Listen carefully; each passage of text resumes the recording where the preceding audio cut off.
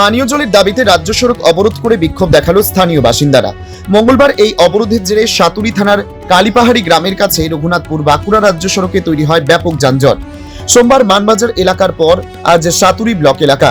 পানীয় জলের দাবিতে হাতে হাড়ি কলসি নিয়ে রাজ্য সড়ক অবরোধ করেন স্থানীয় বাসিন্দারা। জানা যায় সাতুরি ব্লকের কালীপাহাড়ি গ্রামে মোট 3টি নলকূপ রয়েছে, যার মধ্যে 2টি নলকূপ গত কয়েক বছর ধরে খারাপ হয়ে পড়ে আছে।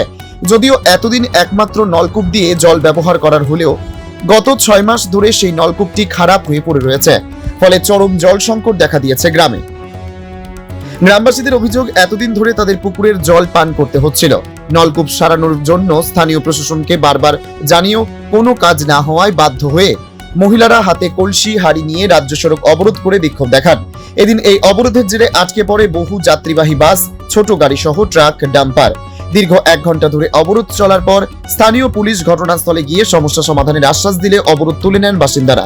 প্রতিশ্রুতি মতো এদিন পুলিশের উদ্যোগে নলকূপ সারাইয়ে মিস্ত্রি এনে নলকূপ সারানোর উদ্যোগ নেয় সাতুরি থানার পুলিশ বলে সূত্রে জানা যায়। এটা কোন গ্রাম? কটা নলকূপ আছে? তিনটাই খারাপ।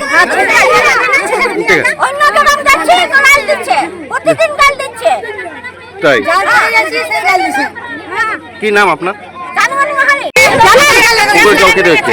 তো এই বিষয়টা নিয়ে জানানো হয়েছিল পঞ্চায়েত, কিন্তু জল পাওয়া যায়নি। এখন কি চাইছেন?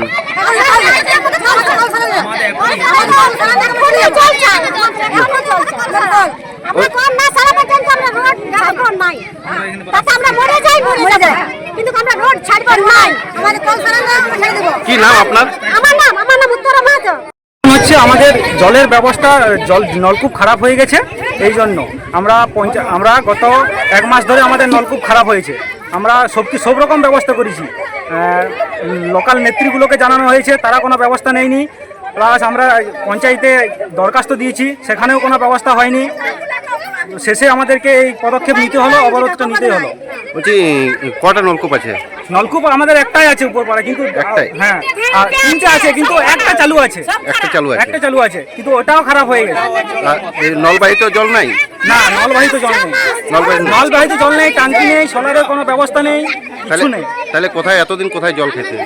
এতদিন আমরা দূরের পাশের গ্রাম থেকে আনছিলাম। Bureau report, জজবাত 24 Bangla.